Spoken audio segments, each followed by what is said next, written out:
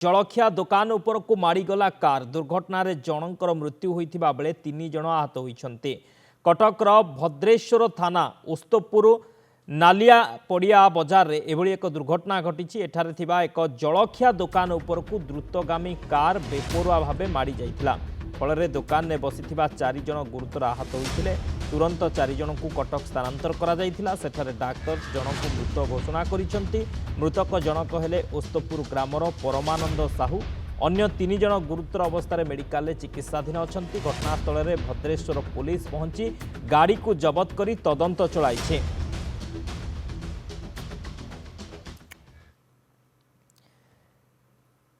जलखिया दुकान उपरकू कार माड़ी जाइछि। जो दुर्घटना कि जनकर मृत्यु होइछि 3 जन आहत होइथिबा सूचना। कटकर भद्रेश्वर थाना उस्तपुर नालिया पड़िया बजार रे एभली दुर्घटना घटी। एक जलखिया दुकान उपरकू द्रुतगामी कार बेपुरा भावे माड़ी जाइथिला। फल दुकान में बसिथिबा 4 जन गुरुतर आहत होइथिले। तुरंत 4 जन को हॉस्पिटल स्थानांतर करा जाइथिला। सेठारे जनकर मृत्यु होइछि। नालीपड़िया बजार में सकाल दादा चा पीवा जाते आमर जो महेंद्र पात्र दुकान अच्छी चा दुकान चेयर पर बसिकी चा पीऊे। बेपुरिया गाड़ी चलाण सत्वे मो दादा गाड़ी चढ़ी एसीबी नहीं जा टाइम मृत होती। अरे मोर तो दादा तो चलीगले आई सर जहाँ हाँ भद्रेश्वर थाना गोटे एतला देती। गाड़ी चालना एभली दुर्घटना जलखिया दुकान उपरकू द्रुतगामी कार माड़ी जाइथिला। जहाँफल कि 4 जन जलखिया दुकान में बसिथिबा 4 जन गुरुतर आहत होइथिले। गुरुतर को कटक हॉस्पिटल को पठा जाइथिला किंतु जनकर मृत्यु होइछि। डॉक्टर जनक मृत घोषणा करिसेंती। तबे कटक भद्रेश्वर थाना उस्तपुर नालिया पड़िया बजार रे ए दुर्घटना घटी।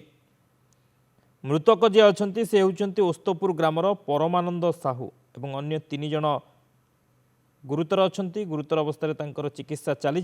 घटनास्थल में पुलिस पहुंची गाड़ी को जबत करिछि तदंत करुछि। गाड़ीटी द्रुत गति रे आसी बेपरुआ भाव में जो द्रुत गति रे गाड़ीटी चलाउथिले सेतबेले ए जलखिया दुकान उपरकू चढ़ी जाइथिला कारटी। तापस विश्वाल महांगा रिपोर्टर आम सहित फोन लाइन जोड़ी होती। तापस कौन सूचना रोची ये दुर्घटना केमिति घटिला? बेपरुआ गाड़ी चालना ना आउ कौन कारण कहीं कारटी जलखिया दुकान उपर चढ़ीगला कौन सूचना रोची? देखु शक्ति आज सकाळू जो भाव में गोटे जलखिया दुकान उपरे एक कार जो कार टी जो रही चालक थे से नुआ नुआ शिखुले कार जो से कार टी जाइए जो अच्छी उस्तपुर बजार जो नाली पड़िया रही से नाली पड़िया बजार में गोटे जलखिया दुकान में 4 जन व्यक्ति बसी थे। से समय जे कार चालक जी से नियंत्रण हराई कार टी ऊपर को माड़ी जाइथिला। घटनास्थल में जो माड़ी 4 जन सेठारे गुरुतर होइथिले एवं जो गुरुतर मानकू सेठारे तुरंत कटक बड़ मेडिकल को निया जाइथिला। जहाँ फल जड़े जे अछंती परमानंद साहू जे जड़े वृद्धा थिले तांकर सेठारे डाक्तर मृत घोषणा करथिले। अन्य 3 जन वर्तमान सुधा सेठारे चिकित्सित अछंती।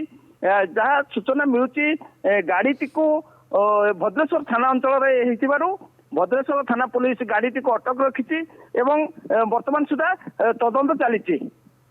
ओके वर्तमान सुधा तदंत चली। पुलिस गाड़ी को अटक रखी। बहुत बहुत धन्यवाद तापस समस्त सूचना पाई।